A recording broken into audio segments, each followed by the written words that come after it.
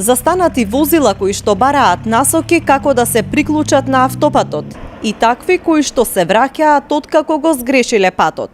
Вака е со денови на автопатот Скопје-Гевгелија за приклучување на новата делница кај Демиркапија.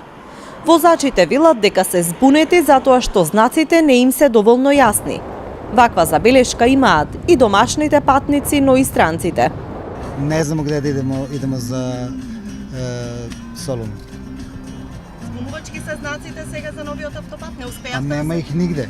Колку ја видим. Хочете да ми кажете каде треба да скренем? Не можам да го најдам автопатот.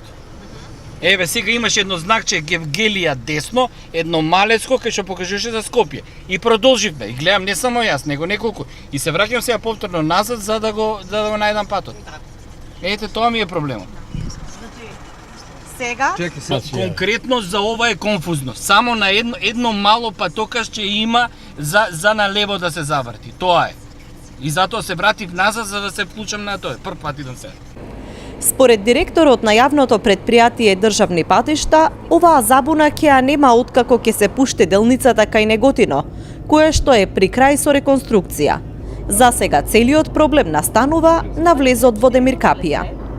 Најголемите забуни на возачите се случуваат овде на влезот во Демиркапија. Наместо да свртат лево и да се приклучат на новиот автопат, тие продолжуваат право. Десетици возила за овој краток период застанаа збунети или пак се вратија, велејќи дека не успеале да ги протолкуваат знаците и да се приклучат на автопатот.